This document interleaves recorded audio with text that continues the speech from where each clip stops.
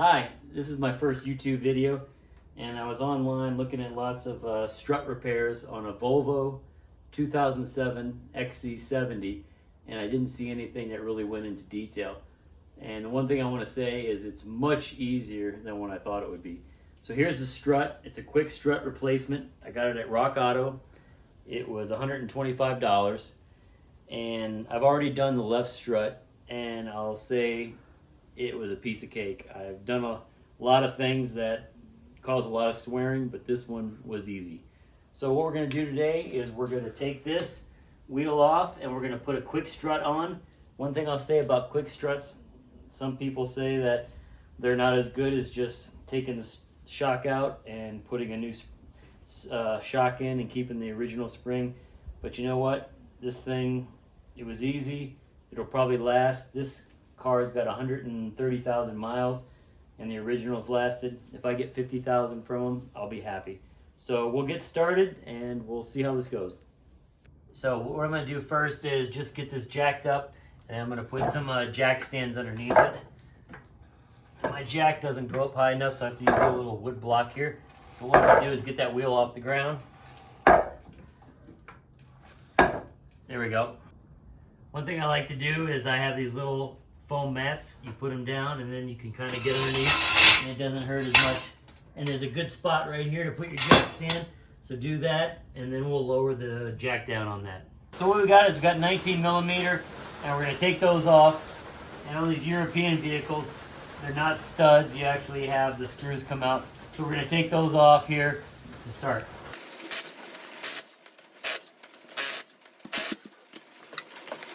Alright, one thing I like to do is I got the jack stand here, but I also like to do the tire because I just have this fear that this thing's going to break, and I don't want to be sitting under this thing and have the jack break and my arm stuck under there. So this would stop the car from falling down. So just a little tidbit. You got the tire sitting there, you might as well have it there to help you out just in case something goes bad. Alright, now what we have to do to start to remove the strut is we've got a 10 millimeter here, and we've got to go in the back of the Volvo. And I've already removed this right here. So I've removed that. That's pretty easy to figure out. And now what we need to do is come here, pull that back, and then what we've got here is pull that back, nice and easy. And then they have these nice little things that this has not been removed since the car was built back in the factory here. We got these nice little foam things, and we've got a 10 millimeter here, and all we have to do first off is get rid of this 10 or undo this 10 millimeter, and it's actually very easy and a piece of cake. Surprisingly, I don't know what it does, but it's take it off and that kind of starts the process. And then afterwards what we're going to do is we're going to have two underneath that I'll show you that we're going to drop.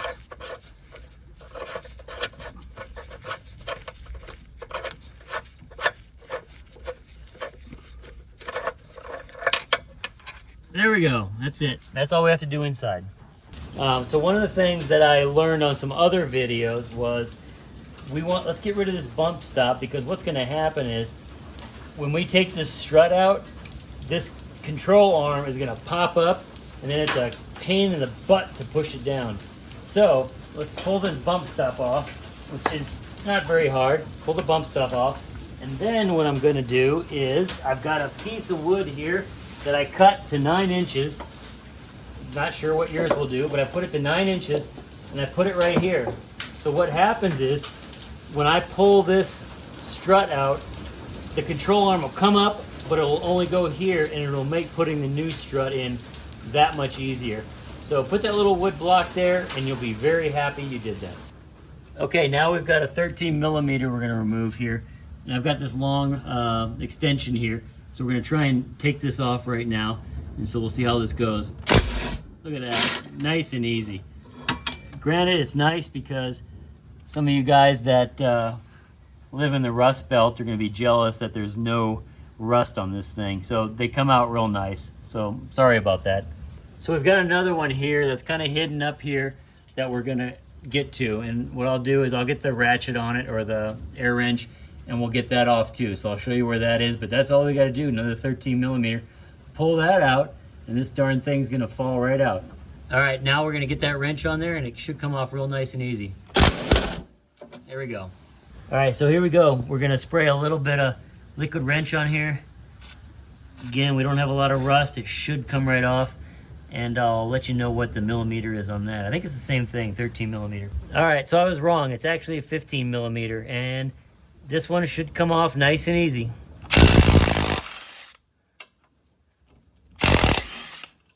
There we go. What I'm gonna try the pry bar and see if we can just slide that off. And it shouldn't be under too much tension. There we go. It did pop up a little bit. So what we're gonna do later is when we put that new one in, we're gonna have to jack this up and push it up with the jack, and then we'll slide it right on. So far, so good. What we're gonna do right now is we're gonna shake this thing, and we're gonna see if we can get this thing off. So let's work on this. All the bolts are off. Now, there we go. We're dropping it down, and it should slide nicely right between everything. And look at that. And then you drop it down and pull it out, and we got the old one in there.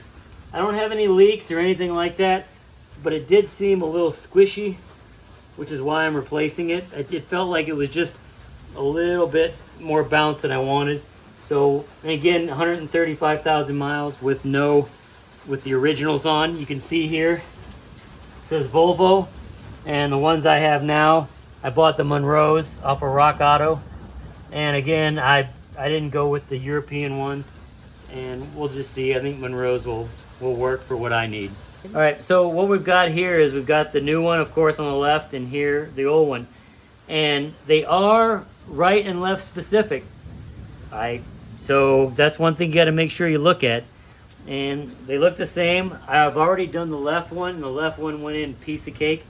So I'm going to put this one in on the right side, the driver's side. Hopefully I have that right. And we'll see how that goes. All right, so what we're going to do is bring it down through here. Bring it down behind here. We're going to bring it down here. And then we're going to leave it right there. It's safe. It's not hitting any of the brake lines. And then what I do is I come underneath and I hold. I was able to do the last one by myself without any help here. And then what you do is you just kind of get a hand underneath here, and we'll see if I can get it this time. Who knows, maybe I won't, but work it in there, and then right here there's a hole, piece of cake. There's my screw, and it's not that heavy. And what I did was I threaded the screw, and once you get that thing threaded and going, guess what? Now the strut is supported, and you don't have to worry about it going anywhere. So there you go. I'm done. I'm not having to hold it anymore. All right, so what I did was I got this started, and this is the bolt that's towards the front of the car, and it's not too hard if you kind of move things around, jiggle things around to get it threaded. So what I did was I just kind of got it in there, got it threaded just a little bit, and now we're good. And then what we're gonna do is we're gonna work on getting the shock attached to the bottom part here, which that's the one that probably requires the most work. So we'll finish with that. So what we're doing now is I got a little lever here, and we're not too far off. I've seen some videos where it was way off and they had to use a darn ratchet strap to bring this control arm down. But since we had that 2x4, the control arm didn't go up. We don't have a long ways to go now. All we have to do is move it this way, and then I might use the jack to move it up a little. So let's just see how it goes here with the lever, if I can move it. I think I can. See, I moved it a little bit. What I might do is, let's just see. So we'll work on this a little bit, and that's what you got to do. You just got to kind of manhandle it a little bit, and we'll get it close, and then I'll video a little more. Okay, so what we got going here is have your jack handy. So I've got my jack stands holding the car up, but now I've got the jack to lift it up, and look how close we are. We are just right there. So now it's just gonna be a little bit of finagling. This part, hey, you just gotta get the jack, lower it, raise it, use the pry bar, and we're gonna get that thing on there. So this has been the hardest part. And to tell you the truth, if you just, and then look up here at the 2x4. That 2x4 has saved a ton of time. So whoever was on the YouTube video that showed that, that thing was great. So what I'm gonna do now is I'm gonna finagle it off camera here, and then when we get it on, I'll show you how it looks, okay? So I did get it lined up with the jack, and now I'm gonna beat on it and see if we can get it on there.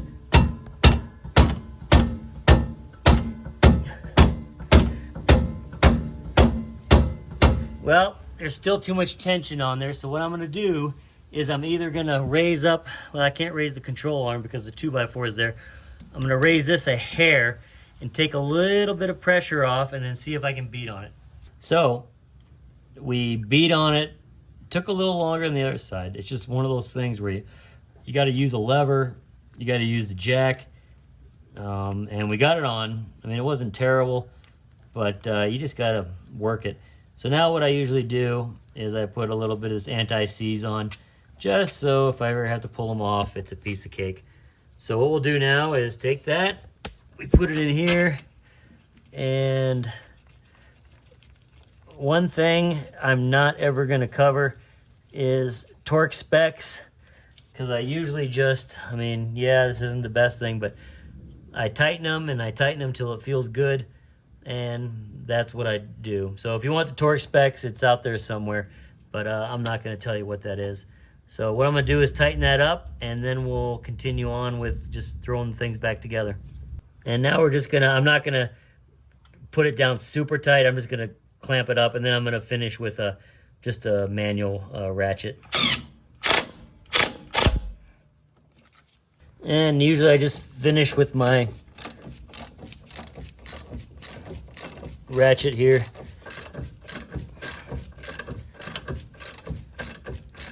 And there we go, get it. And I should use a torque wrench, but I don't. There we go, good. And now I'm just hand tightening these guys with my,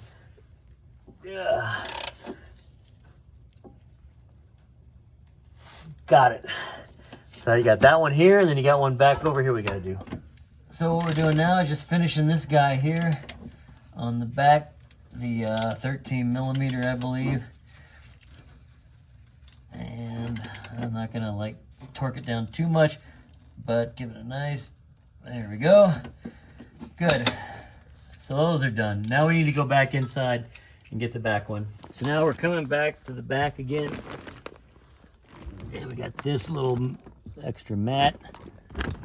And there is a hard piece that goes in here normally. And right here, it is lined up. I did see in some videos that there was an alignment component to this. I don't know what that means, and I don't know if I'm supposed to get this aligned because it's a four-wheel alignment, but if any of you Volvo guys out there know, if I need to get this aligned, let me know, but I did not see that in any of the videos. And I'd also be interested to know what this thing is right here. That came in both of them, and it looks like, I don't know what it does, but it came with it, and I just am doing exactly how it came out. I just tighten that down, and there we go. So that's the extent of it. Take your little foam guy and put it back, and then you'll be good to go. All right, so what I'm gonna do, I also decided to do, it's a really easy job, is the rear sway bar links. I'm not sure how much this will help, but I'm gonna take these off here, and so I'll pull those off. And I did the other ones, and they were a piece of cake. The only thing you have to remember is right in here, you've got like a little, what is it called? The Torx, I think. So I did put the air wrench on this, and it spun. So then when eventually you just have to put your little Torx in there, and then put your wrench on here and pull it off. But this was an easy job. I figured I'm in here. These were about 17 bucks a piece from Rock Auto, Dorman brand. and put that on, and maybe that'll just make things even more, make it a better ride. So that's it. And then all you do is you throw the wheel on, piece of cake. And really, that did not involve any swearing, and it was a really easy job, which surprised me on a Volvo. All right, well, we're all done here. I got both struts in. Again, kind of to recap, so you don't have to rewind. I got Monroe all-in-one, the struts with the shock and the strut, or the shock and the springs all in one. From Rock Auto, they're about 125 bucks a piece. Put them in. You guys saw it was pretty darn easy. One thing I want to emphasize is you don't need a lot of tools for this job. I got a quote on the front struts for $1,200 to $1,400 parts and labor to do it. I was like, I'm not going to do it. So if you are at that position, I'd say, hey, go buy yourself the tools and just have the tools, do it, and you'll be well under 1,200 bucks. So this was 250. I got sway bar links for another 40. So we're talking under 300 bucks, and then my time tonight to do it, probably all in 4 hours on this, and I'm pretty slow. One thing I'm super happy about is I measured before I did the struts, and when I measured before, I was at 26 and a half, and now I'm at almost 28, 27 and 3/4. So that's how much sag I had with those old struts. So now I've got a higher lift and a better stance, and we plan on taking this camping in a couple weeks, so now we got a little bit more ground clearance, and maybe I'll check in and let you know how it goes. Hopefully I put everything together right, and so that's how it goes. Thanks for watching, and maybe I'll do another one.